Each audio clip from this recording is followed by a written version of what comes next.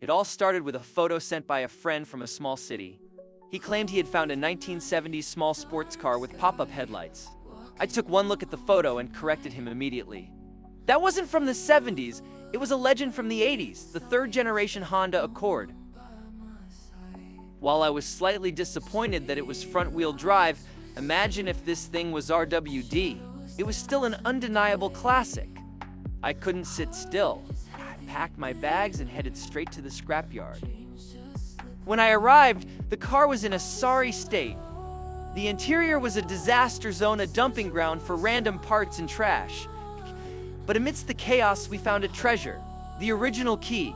That was the first win. Under the hood, the engine bay was covered in years of dust, but it looked surprisingly complete. The wiring wasn't hacked up, and the transverse four-cylinder engine seemed to be waiting for a second chance. I spotted some unique trim and fender lights, suggesting this was likely a rare police edition. We loaded it onto the flatbed and brought it home.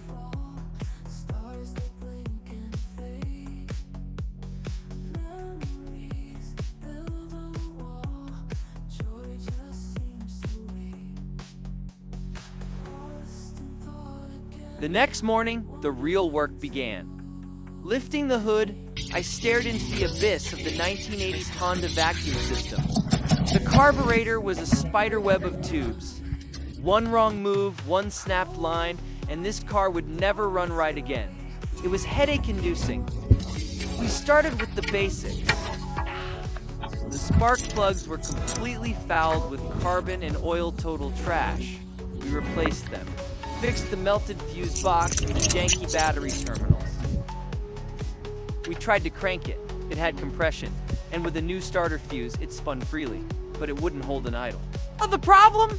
The carburetor was flooding. The old gas and grime had stuck the needle valve open, drowning the engine.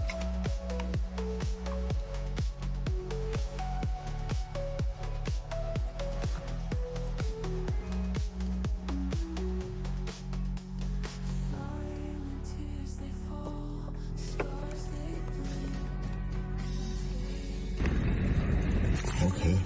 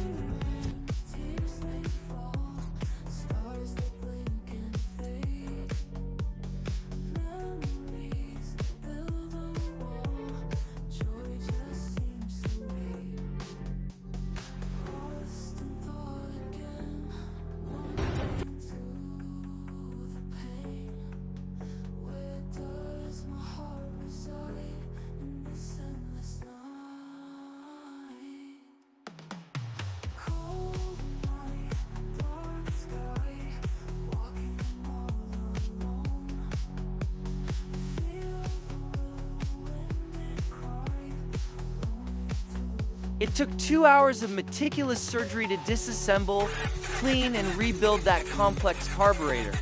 But the effort paid off. We turned the key and purred. The engine roared to life. No coughing, no shaking, just that silky smooth Honda idle. It was alive.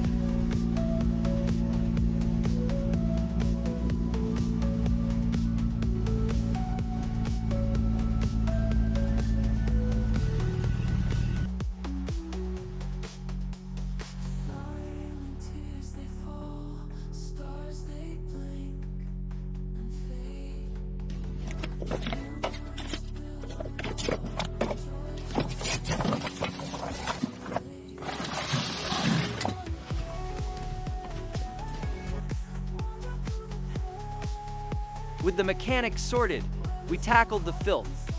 The trunk was like a time capsule of garbage shovels, mops, and years of dirt. We cleared it out and flushed the fuel tank.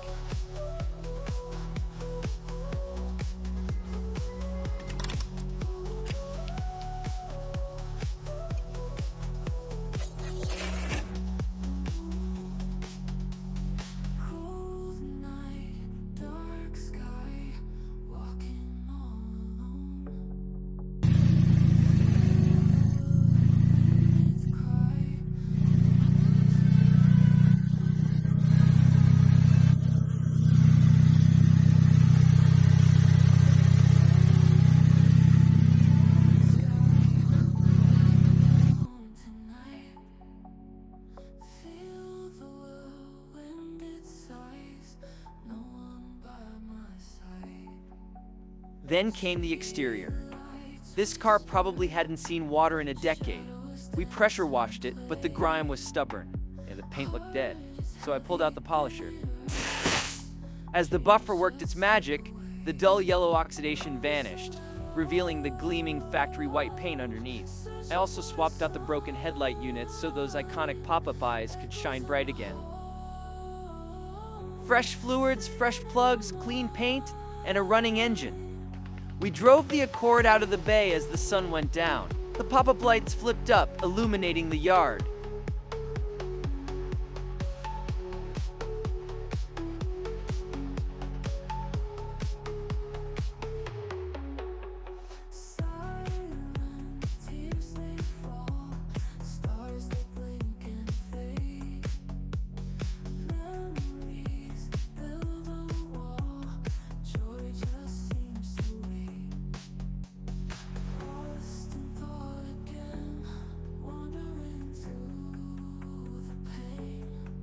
We successfully turned a scrap heap relic back into a running classic.